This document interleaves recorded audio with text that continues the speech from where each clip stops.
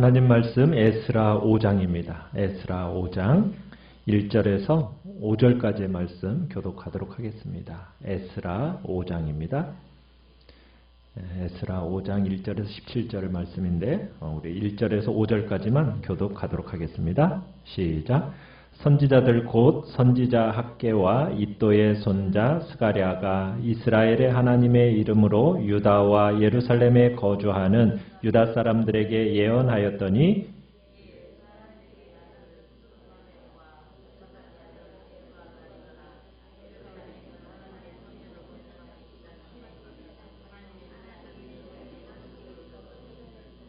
그때 유브라데강 건너편 총독 다뜨네와 스달보스네와 그들의 동관들이 다 나와 그들에게 이르되 누가 너희에게 명령하여 이 성전을 건축하고 이 성곽을 마치게 하였느냐 하기로 같이 읽습니다. 하나님이 유다 장로들을 돌보셨으므로 그들의 능히 공사를 막지 못하고 이 일을 다리오에게 아뢰고 그 답장이 오기를 기다렸더라. 아멘. 오늘 말씀의 제목은 말씀과 함께 다시 시작된 성전 재건이라는 제목으로 말씀을 나눕니다. 이스라엘 백성들이 바벨론 땅에서 이제 유다 땅으로 건너오게 됩니다. 유다 땅으로 건너온 이유는 뭡니까? 왜 바벨론에서 지금 유다 땅으로 다시 귀환했어요? 귀환한 이유가 뭡니까? 성전을 지키기 위해서 온 거예요. 그죠? 성전을 지키기 위해서. 자, 그들은 상황이 다 준비가 되어졌어요. 그래서 성전을 지을 준비를 했는데 성전을 짓기 전에 그들이 먼저 뭘 지었습니까? 제단을 먼저 지었죠. 건물을 올리기 이전에 성전의 제일 중심이라고 할 수 있는 제단을 먼저 지었어요. 그리고 그 제단에 무슨 일을 했습니까? 번제를 올렸죠.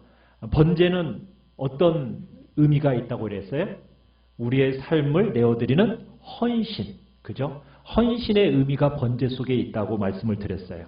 그래서 지어진 제단 위에 번제를 드림으로 말미암아 하나님께 자신을 내어드리는 그 삶을 내어드리는 헌신을 다짐합니다. 그렇게 상황이 다 구비가 되어져서 이제 기초공사를 딱 본격적으로 시작을 했죠. 자, 본격적으로 기초공사를 하고 나서 본격적으로 이제 성전공사를 시작을 했는데 자, 그 성전 공사와 함께 감격스럽게 정말 기초를 다 닦아놓고 이제 성전 공사를 시작한다 했더니 어떤 일이 일어났습니까? 그죠? 방해가 시작이 되어졌어요. 그죠? 성전이 지어진다라는 소식이 들리자마자 많은 반대가 일어났습니다. 참 그래가지고 강제로 건축이 중단이 되어져요. 몇 년이나 건축이 중단되어졌습니까? 16년. 무려 16년이나 건축을 할 수가 없었어요. 우리 4장 24절로 가보시면요. 그 위에 바로 24절에 이에 예루살렘에서 하나님 성전의 공사가 바사왕 다리오 제2년까지 중단되니라. 자, 여기 다리오 2년 하면은 주전 520년입니다. 그러니까 520년이 될 때까지 16년이라는 그 세월 동안 건축을 할 수가 없었어요. 이 기간 동안 백성들은 자기들이 바벨론에서 돌아온 목적이 뭐예요? 성전을 건축하는 건데 그 목적에 맞는 성전 건축을 할 수가 없었다는 얘기입니다. 그로 말미암아 많은 아픔과 낙심, 좌절, 고통을 경험하게 됐죠. 자, 사람이 그런데요. 낙심하고 좌절을 하게 되잖아요. 마음의 고통을 겪게 되잖아요. 그러면은 사람이 주로 뭘 선택하는지 아십니까? 사람이 영적인 나태와 게으름, 영적인 핑계됨, 여기로 넘어가요. 사람이 그렇습니다. 이게 영적으로 무너지잖아요. 무디어지기 시작하면은 사람이 선택하는 것이 자기중심성이고 세상을 선택하게 됩니다. 그래가지고 이 포로로부터 돌아온 이 이스라엘 백성들이 더 이상 하나님의 성전에 관심을 기울이지 않습니다. 어디에다가 관심을 기울이기 시작할까요? 자기 집. 자기 집에다가 힘을 쏟기 시작하고 어떻게 하면 자기 집을 예쁘게 꾸밀까? 어떻게 하면 자기 자식 잘 길러낼까? 어떻게 하면 자기 농사 잘 지을까? 여기에다 이제 힘을 쏟기 시작하는 거예요. 여러분, 이 기간에 비슷한 기간에 기록되어진 성경이 뭐라고 그랬어요? 선지서 중에 학계서에서 근거해 보면 그 학계서에서 그 당시에 16년 동안 자기를 위해서 그렇게 힘써서 살았는데 그 결과가 어땠다고 얘기했는지 아세요? 보람이 없어요. 그렇게 자기를 위해서 살았는데 만족이 없어요. 열매가 그만큼 주어지지가 않는 거예요. 왜 그런지 아세요? 우선순위가 무너졌기 때문에. 우선순위가. 여러분, 하나님의 백성에게 있어서 무엇보다도 중요한 게, 너무너무 중요한 게 뭘까요? 우선순위예요. 우선순위. 삶에 있어서 가장 중요한 게 뭔가? 내 인생에 있어서 제일 중심을 차지하는 게 뭔가? 이 제일 중심, 우선순위. 여러분, 이 우선순위가 우리 성도됨의 핵심입니다. 우리가 성도로서요, 도덕적으로 남들보다, 여러분 세상 사람들보다 더 훌륭하다고 우리 말할 수 있습니까? 없습니까? 도덕적으로. 그렇지 못할 때 꽤 많잖아요. 어떻게 보면 세상 사람들이 도덕적으로 믿는 사람보다도 훌륭하게 보이는 사람들 더 많은 것 같지 않아요? 그런 사람들 있지 않아요? 우리도 참 넘어지고 쓰러지고 실패할 때 있잖아요. 그러면 세상과 우리와 다른 점이 뭐예요? 그들과 우리가 다른 점이 뭡니까? 우리가 그들보다 더 착하다. 그렇게 말할 수 있어요? 없어요? 별로 말할 수 없잖아요. 안 믿는 사람 중에도 착한 사람 얼마나 많아요. 그러면은 안 믿는 사람과 우리와 다른 점이 뭐냐는 거예요. 뭐가 다를까요? 우선순위 문제, 우선순위. 여러분, 이 세상을 살아가면서 목에 칼이 들어와도 포기할 수 없는 가치를 가지고 이 땅을 살아가는 것. 이게 우리 성도입니다. 절대로 양보하거나 타협할 수 없다라고 중요하게 여기는 그 가치를 붙들고 살아가는 것. 이게 성도의 핵심이에요. 그래서 이 세상을 살아가는 동안 사람들이 우리를 보고 뭐라고 얘기해요? 아이고 착하네? 도덕적으로 사네? 여러분, 이렇게 얘기하는 것을 보고 우리를 성도라고 얘기하는 게 아니에요. 성도는 어떤 사람이냐? 야, 저 사람들은 눈에 보이지 않는 하나님을 섬기는 것에 인생 전부를 건 사람이야. 여러분, 이렇게 살아가는 사람이 그게 기독교인이고 그게 성도인 겁니다. 그렇게 인정받아야 돼요. 우리는 그런 인정 가운데 살아가는 삶이 되어야 된다는 거예요. 우리의 삶이라는 것이 여러분 세상 사람들과 정말 표가 나는 것. 뭐가 표가 날까요? 분명하게 표가 나고 차이가 나게 살아가는 그 삶이 무엇이겠습니까? 그냥 막연하게 남들보다 아유 도덕적으로 좀 낫네. 아이고 그래도 좀 착하네. 여러분 그게 막연하게 여러분 그렇게 우리는 살아가는 존재로서 세상과 구분되는 게 아니에요. 세상과 구분되는 건 뭐예요? 분명한 우선순위가 있다는 거예요. 자신의 인생의 전부를 불태워서 살아야 할 그 방향, 삶의 진정한 가치, 여러분 그 우선순위가 무엇인지를 분명하게 보고 아는 사람이 바로 누구라고요? 성도인 거예요. 성도. 여러분 우리가 생명을 들여도 포기할 수 없는 분명한 우선순위, 여러분 그것이 무엇인지를 아셔야 돼요. 여러분 여러분의 자녀들에게 뭘 가르치겠습니까? 여러분의 손자 손녀들에게 뭘 가르치겠어요? 우선순위를 가르쳐줘야 돼요.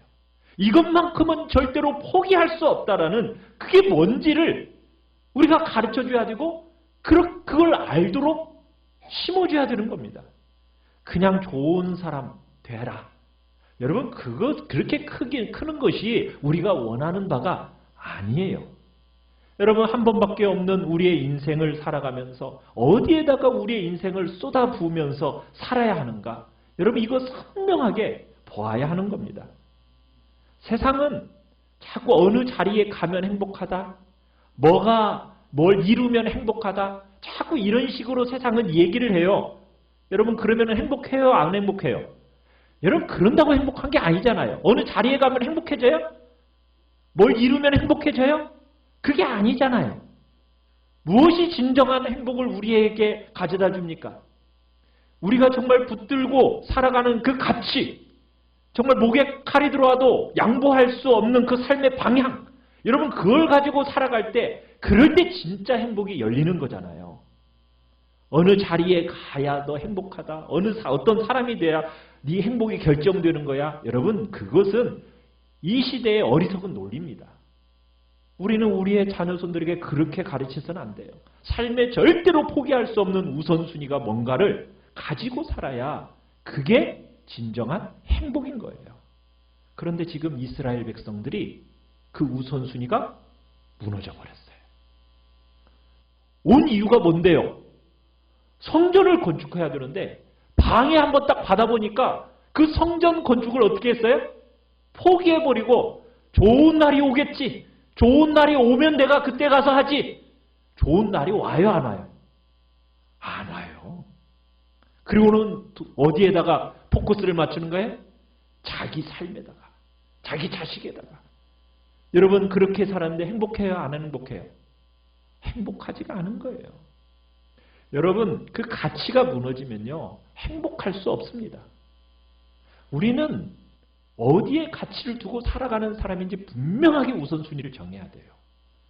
우리는 눈에 보이지 않지만 오고 있는 그 하나님의 나라, 우리의 눈에 보이지 않지만 우리를 사랑하시는 그 하나님, 그의 의, 그분의 뜻, 거기에 우리의 바르는 우선순위를 가지고 살아야 진정한 행복이 있는 거예요. 그러지 않고는 행복할 수가 없는 겁니다. 수없는 반대가 일어나지요. 그로 말미암아 밀려오는 낙심과 좌절이 있지요. 그러다가 이 이스라엘 백성들은 그 삶의 우선순위를 다 무너지고 확 무너져 버리니까 이 16년이라는 이 세월 동안 뭐 했어요? 그냥 흘러가게 내버려 두었어요. 그냥 흘러갔을까요? 열심히 살았죠. 뭘 위해서? 우선순위를 위해서 살지는 않고 자기를 위해서, 세상을 위해서. 여러분, 그렇게 살았어요. 그런 이스라엘을 향해서 하나님이 이제 오늘 1절에서 말씀하시는 거예요. 1절 다시 한번 읽어볼까요? 시작. 선지자들 곧 선지자 학개와 이도의 손자 스가랴가 이스라엘의 하나님의 이름으로 유다와 예루살렘에 거주하는 유다 사람들에게 예언하였더니, 자, 하나님이 어떤 일을 하시고 계세요? 그냥 그들을 내버려 두지 않으시고 누구를 보내셨어요? 네, 선지자들을 보내셔가지고 간섭을 하십니다. 자, 선지자들을 보내셔가지고 말씀 앞으로 그들을 불러 세우시는 거예요. 우선순위가 무너져 있고 자기와 세상에 매몰된 삶을 살아가는 그들에게 지금 그들에게 뭐예요? 하나님 말씀 앞에 그들을 딱 세우는 거예요. 지금 자기 논리와 자기 경험 안에 사로잡혀서 지금 아무것도 보이지 않는 그들을, 선지자들을 딱 보내시더니 그들을 말씀 앞으로 불러 모으십니다. 그리고 말씀이 들려지면서 이 이스라엘 백성들이 달라지기 시작하는 거예요. 하나님의 선지자들이 이제 말씀을 통해서 딱 세워지니까 그 말씀 앞으로 이스라엘 백성들이 세워졌어요. 자, 여기에서 등장하는 선지자 누구예요? 학개와 스가랴죠. 자, 학개, 스가랴 읽어보셨죠? 학개서하고 스가랴서 읽어보면은 스가랴는요 굉장히 완곡한 표현을 씁니다. 비유를 써가지고 이스라엘 백성들에게 교훈했던 선지자가 스가랴예요. 그에 비해서 학개 선지자는 어때요? 굉장히 단도직입적이고 직접적인 메시지를 보낸 사람이 바로 이 학개입니다. 우선순위가 무너진 이스라엘 백성들에게 학개가 어떻게 설교했어요? 학개서 1장 4절에 이렇게 얘기해요. 이 성전이 황폐하였거늘 너희가 이때 판벽한 집에 거주하는 것이 옳으냐? 무슨 얘기예요? 하나님의 성전은 다 무너져 있는데 자기 집은 장식이 잘 되어 있는 판으로 벽을 쳐서 그렇게 집을 꾸미는 것이 옳으냐? 그렇게 묻는 거예요. 그래서 5절에 보면 그러므로 이제 만군의 여호와가 이와 같이 말하노니 너희는 너희의 행위를 살필지니라. 너희들이 지금 하고 있는지 한번 살펴봐라. 한번 보라는 거예요. 그러더니 6절에 뭐라고 합니까? 너희가 많이 뿌릴지라도 수확이 적으며 먹을지라도 배부르지 못하며 마실지라도 흡족하지 못하며 입어도 따뜻하지 못하며 일꾼이 싹쓸 받아도 그것을 구멍 뚫어진 전대에 넣음이 되느니라. 너희가 많은 것을 팔았으나 도리어 적었고 너희가 그것을 집으로 가져갔으나 내가 풀어버렸느니라. 나방굴의 여호와가 말하노라. 이것이 무슨 까닭이냐? 내 집은 황폐하였으되 너희는 각각 자기 집을 지키기 위해 빨랐다. 직접적으로 얘기한 거예요. 우선순위가 무너져 버리니까 막 열심히 살았어요. 자기를 위해서 정말 열심히 살고 일하고 막 집에다 갖다 놓는다고 하긴 했는데 어떻게 된 거예요? 열매가 없는 거예요. 집에 가만히 그냥 막 갖다 날르긴 한 것 같아요. 먹기도 하고 마시기도 하는데 뭐가 없어요? 만족이 없어요. 여러분 우선순위를 따라 살지 않으면요. 진정한 만족이 없는 거예요. 자신의 삶이 어떠한지 무엇을 통해서 알 수 있을까요? 말씀 앞에 설 때 보여요. 내 문제가 뭔가? 나는요. 우리 스스로는요. 내 문제가 뭔지를 몰라요. 근데 어디 설 때 보여요?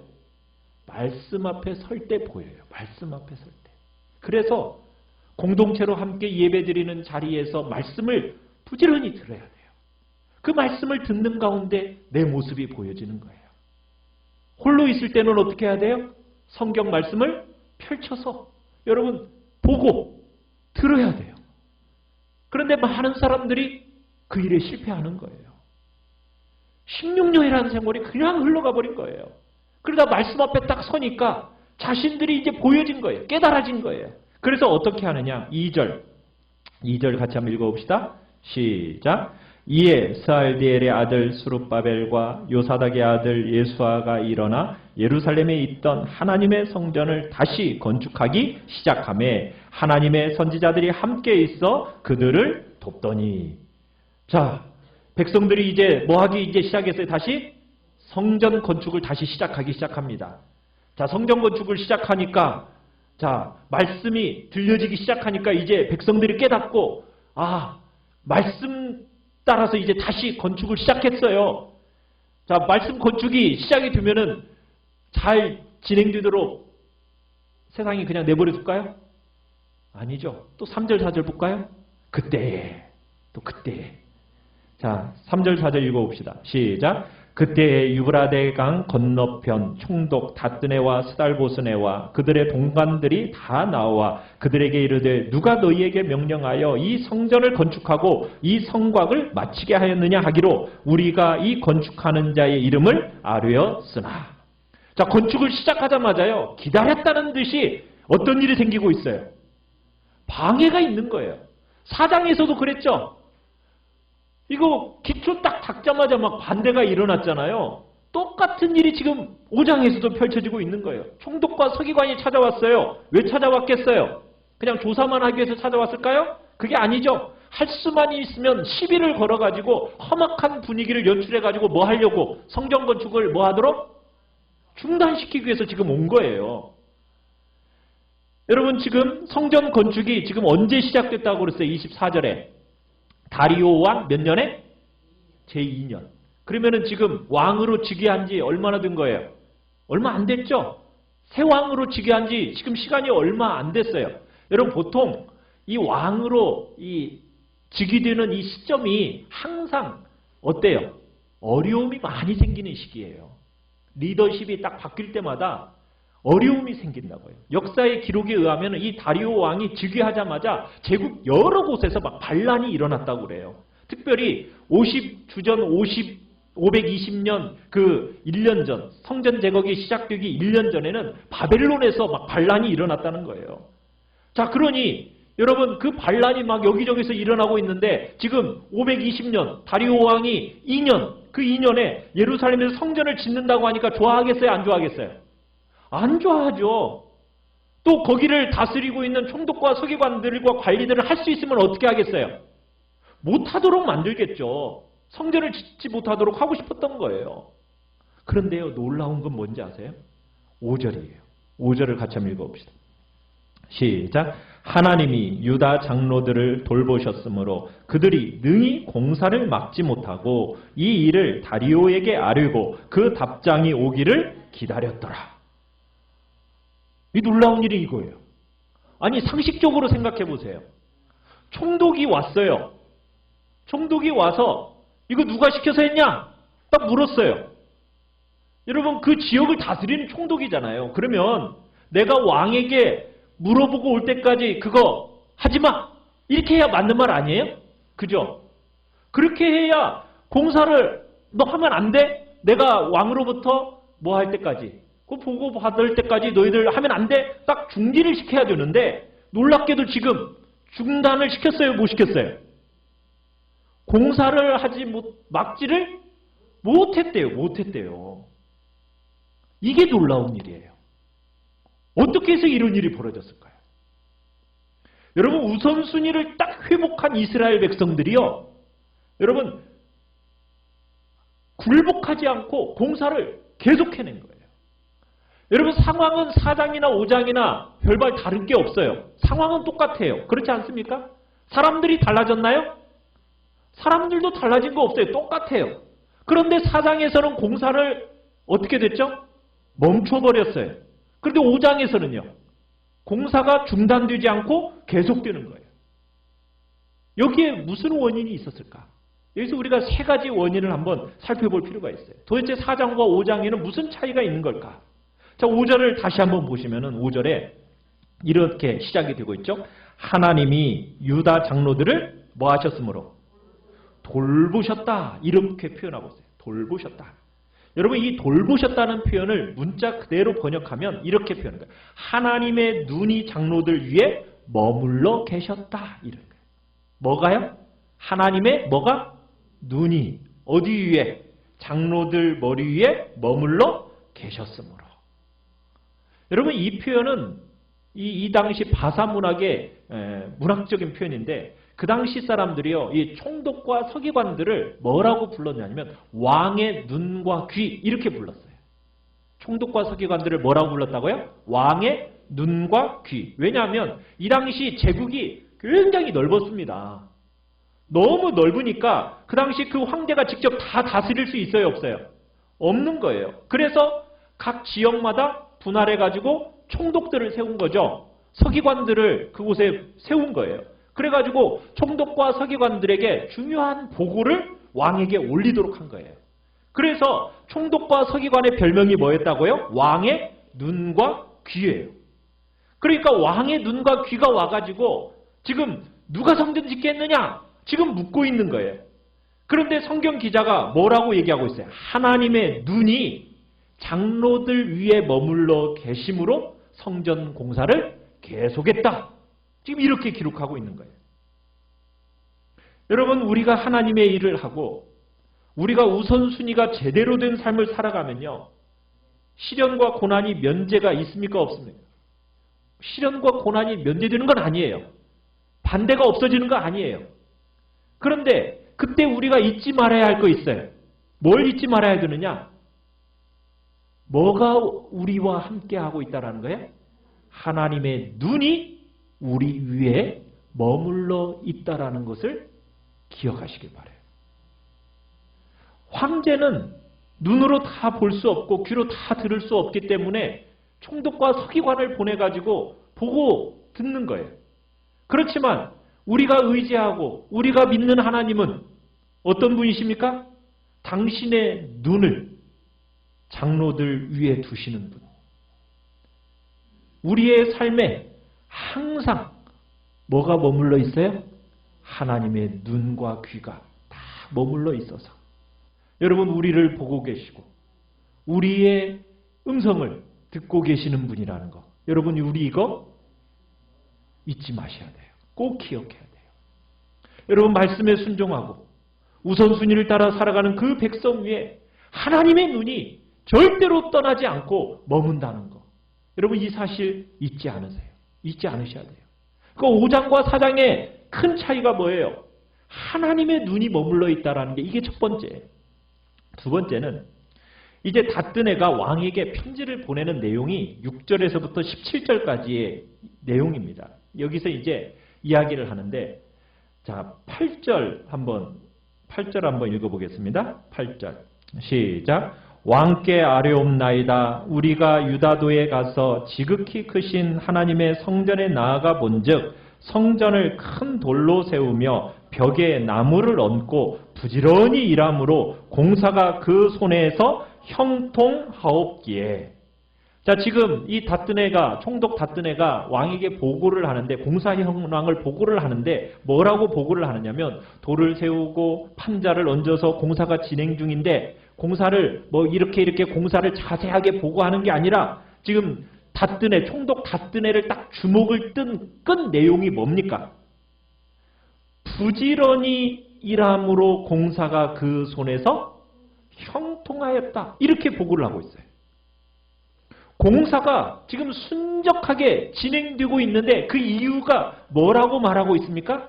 사람들이 부지런히 열심히 일하고 있더라는 거예요. 그 성전을 짓는 것을 무슨 의무적으로 이렇게 하는 것이 아니라 아주 기쁘고 행복하게 부지런히 열심을 다해서 막 일하는 모습이 너무 인상적이었다라는 이 표현을 쓰고 있는 거예요.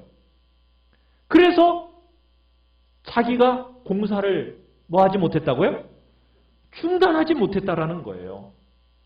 하나님의 눈이 그들 위에 머물러 있었던 것도 원인이 되었겠지만 또 하나는 뭐냐면 그들의 일하는 모습이 부지런히 열심히 자원함으로 기쁨으로 막 이렇게 일을 하고 있으니까 이것을 감히 멈추게 할 수가 없었다라는 거예요. 원수들과 그 대적들의 입을 다물게끔 만들었더라는 거예요. 여러분, 하나님의 집을 짓는 일에 있어서는 무슨 돈과 재료, 지금 이게 중요한 게 아니라 뭐가 결정적이라는 거예요? 사람의 자세가 결정적이라는 거예요. 사람의 자세. 그 일을 하고 있는 사람들의 열심, 진실함, 기쁨, 이것이 아주 인상 깊었다라는 이 내용을 지금 적고 있는 겁니다. 이게 지금 공사를 멈추게 할 수 없었던 이유가 돼요. 자, 그러면 무엇이 그러면 세 번째, 가장 중요한 부분인데요. 이제 다뜨네가 이스라엘 장로들의 대답을 두 가지로 요약을 했어요. 뭐라고 요약을 했느냐면, 자, 11절을 보시면은 11절에 한번 같이 한번 읽어보겠습니다. 시작. 그들이 우리에게 대답하여 이르기를 우리는 천지의 하나님의 종이라 예전에 건축되었던 성전을 우리가 다시 건축하노라. 이는 본래 이스라엘의 큰 왕이 건축하여 완공한 것이었으나. 자, 여기서 지금 이 성전이라는 것은 과거에 있었던 성전이라는 거예요. 이 지금 짓고 있는데 이 성전이 그냥 없었던 것을 우리가 짓는 게 아니라 과거에 있었던 것, 새로운 것을 우리가 짓는 게 아니라 과거의 연속이라고 얘기를 하고 있습니다. 자, 그리고 이제 첫 번째로 얘기하고 그 다음에 두 번째는 뭐라고 얘기하냐면, 자, 우리 13절로 가보겠습니다. 13절. 시작. 바벨론 왕 고레스 원년에 고레스 왕이 조서를 내려 하나님의 이 성전을 다시 건축하게 하고. 자, 두 번째는 뭐예요? 그냥 우리가 결심해서 지은 게 아니라는 거예요. 이 일은 누가 허락한 거라는 거예요? 그죠? 바사 제국의 첫 번째 왕이었던 고레스, 그 고레스 대왕이 지으라고 해서 우리는 짓고 있는 겁니다. 우리는 바사 제국의 정책에 반하는 그런 지금 일을 하고 있는 게 아닙니다. 바사 제국의 정책의 연장선상에서 지금 우리는 그 일을 하고 있는 거예요. 하고서는 지금 그렇게 이제 왕에게 보고를 하는 겁니다. 그리고서는 그가 이제 17절, 우리 17절을 같이 한번 읽어봅시다. 시작. 이제 왕께서 좋게 여기시거든 바벨론에서 왕의 보물 전각에서 조사하사 과연 고레스 왕이 조서를 내려 하나님의 이 성전을 예루살렘에 다시 건축하라 하셨는지 보시고 왕은 이 일에 대하여 왕의 기쁘신 뜻을 우리에게 보이소서 하였더라. 자, 이제 다뜨네가 원하는 대답은 두 가지입니다. 정말 고레스가 칙령을 내렸는가? 한번 증거를 확인해 보라는 거예요. 그리고 두 번째로 정말 그것이 사실일지라도 다리오 왕 당신은 뭘 원하는지 우리에게 가르쳐 주십시오. 그러면 우리는 원하는 대로 하겠습니다. 지금 이렇게 두 가지 요청을 해서 보냈어요. 자, 그런데 우리가 마지막으로 생각해 볼 게 뭐냐면 우리 12절을 같이 한번 읽어봅시다. 12절. 여기에 감추어진 비밀이 하나가 있어요. 시작. 우리 조상들이 하늘에 계신 하나님을 노엽게 하였으므로 하나님이 그들을 갈대아 사람 바벨론 왕 느부갓네살의 손에 넘기심에 그가 이 성전을 헐며 이 백성을 사로잡아 바벨론으로 옮겼더니. 자, 여러분 장로들의 대답을 한번 보시면은 자기 나라를 멸망시킨 바벨론에 대한 불만과 원망이 나와 있습니까? 없습니까? 그 불만과 원망의 이야기는 없죠. 하나도 없어요. 자신들이 지금 나라를 빼앗기고 고생한 모든 것이 뭐 때문이라고 지금 인정하고 있죠? 죄 때문이라고 인정하고 있어요. 그죠? 하나님을 노엽게 한 죄. 이 죄로 말미암아 이런 일들이 벌어졌다라고 고백하고 있어요. 여러분, 하나님의 눈이 왜 그 장로들 위에 머물러 있었을까요? 왜 이스라엘 백성들이 그렇게 열심히 성전 재건을 다시 할 수 있었을까? 그것은 뭐냐면 그건 다름 아닌 죄에 대한 깨달음과 죄에 대한 인식이 생겼기 때문입니다. 그러니까 이스라엘 백성들의 고백 안에 죄에 대한 고백이 있어요. 죄에 대한 인식과 자각이 지금 공적으로 묻어나고 있는 거예요. 조상들이 죄를 지어서 당연히 받아야 할 징계를 받았다는 거예요. 이게 장로들의 고백입니다. 여러분, 우리 하나님의 백성의 정말 가장 중요한 표시 중에 하나는 뭡니까? 죄에 대한 인식이에요. 죄에 대한 인식이에요. 나는 죄인입니다. 나는 악한 자입니다. 나는 자격 없는 자입니다. 여러분, 이 죄에 대한 인식이, 이 자기 인식이 첫걸음이에요. 신앙의 첫걸음입니다. 그뿐만 아니라 정말 이스라엘 백성들이 돌이키고 회개해서 회복으로 나아가는 첫걸음도 어디로부터 시작되는 거예요? 죄에 대한 인식이에요. 성도가 처음으로 될 때에도 죄에 대한 인식이 필요하지만 여러분, 우리 성도가 된 이후에 하나님께로 돌이켜서 정말 하나님의 큰 은혜와 부흥의 역사를 회복할 때에도 첫걸음이 어디로부터 시작이 된다고요? 죄에 대한 인식에서부터 시작이 되는 거예요. 이게 너무나도 중요한 주제입니다. 여러분과 저희가 사는 지금 이 시대 속에서는요, 여러분, 죄에 대한 이런 인식과 자각이 사라지는 시대예요. 여러분, 오늘날 많은 사람들이요, 죄를 인식하고 죄를 자각하고 죄를 자백하는 일이요, 없어요. 대부분 뭘 하는지 아세요? 심리적이고 사회적인 방식으로요, 자꾸 죄의 문제를 다루어내는데 자신들이 죄를 짓고도요, 죄의식이나 죄책감을 느끼지 않아요. 도리어 죄의식, 죄책감을 약화시킵니다. 뭐라고 얘기하면서요? 심리적으로 약해서. 죄를 지어도 뭐라고 해요? 여러분, 죄를 지어도 어떤 사람들은 면제가 되죠. 벌이. 어떤 사람들이 심신미약이라는 이유로 죄가 그 죄에 대한 벌을 면해요. 감해줘요. 이 시대가 지금 그렇게 되어가고 있어요. 죄라는 것을 끊임없이 그냥 심리학적으로 설명해내고 사회문화학적으로 해석해내는 거예요. 그러면서 죄에 대한 인식, 죄책감, 여러분 이런 것을 자꾸 덜어줍니다. 죄와 자신의 연관성을 자꾸 부정해요.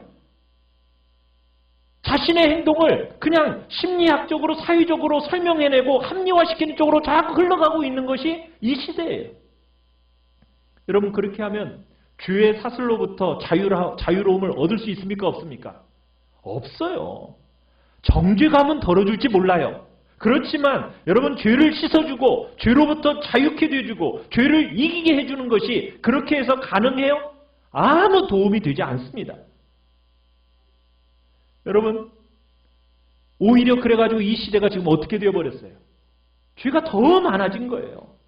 사람들이 죄를 짓고도요, 부끄러워하지를 않아요. 그래서 어떤 일이 일어나요?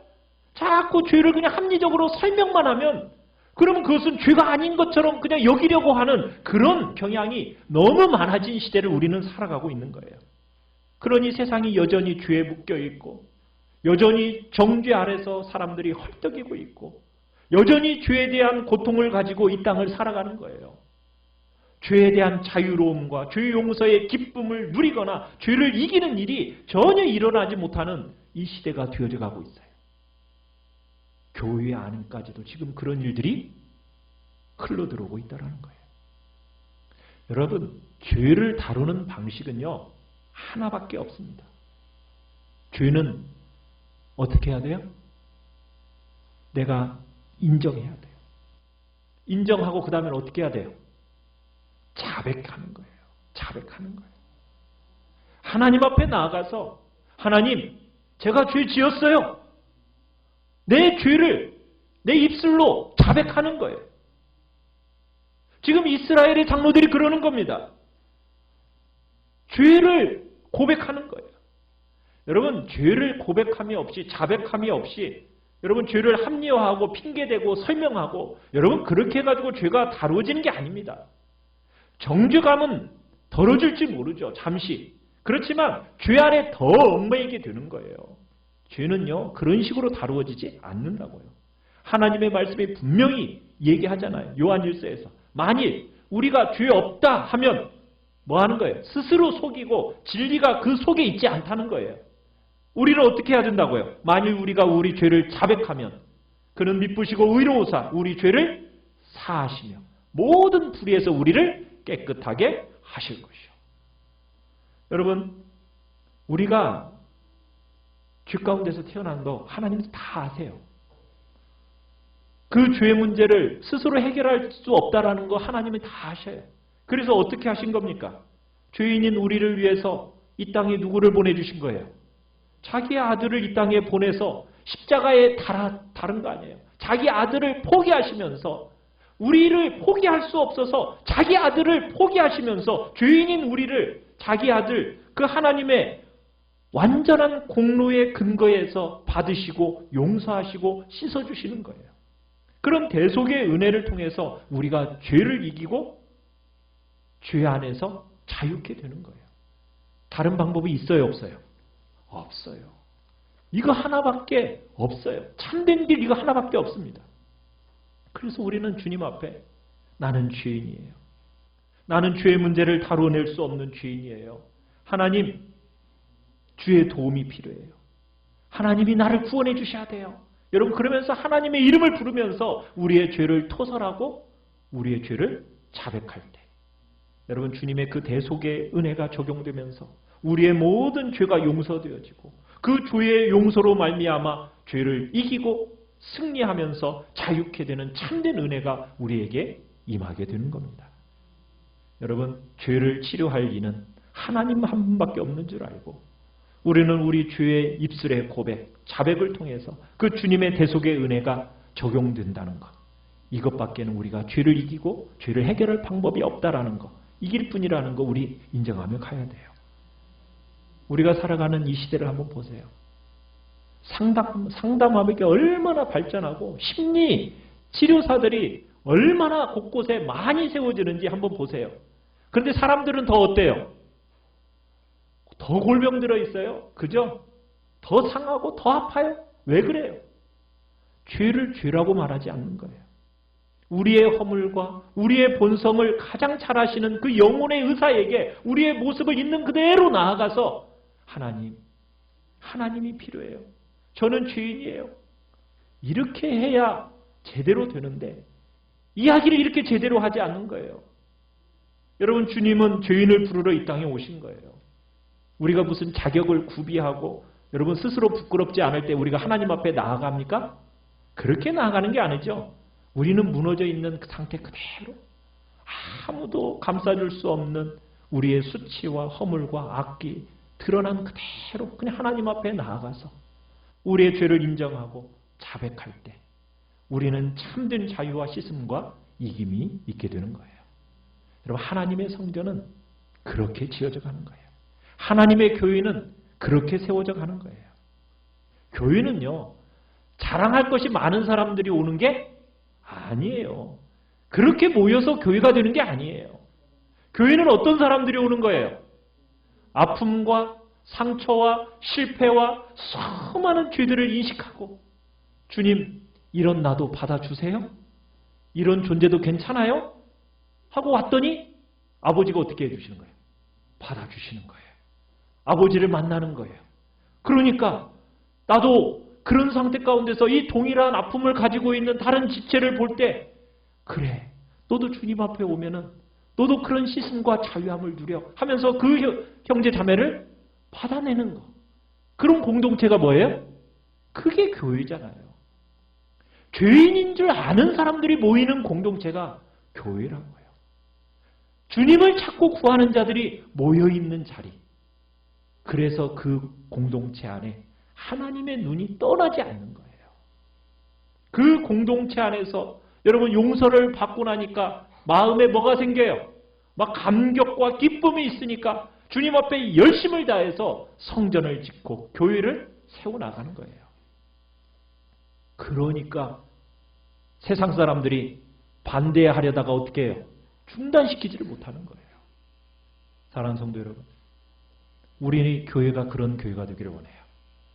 정말 하나님 앞에 죄인됨을 인정하고 자백하고 토설하면서 정말 하나님의 은혜 안에서 자유함과 참된 용서가 무엇인지를 깨달아서 그 공동체 안에 하나님의 눈이 머물러 있다는 사실을 인지하고, 그리고 그 자유와 기쁨과 주님이 주시는 그 참된 용서를 맛본 자답게 이제는 더 힘써 열심을 가지고 주님의 교회를 세우는 자로 내가 나아가겠다.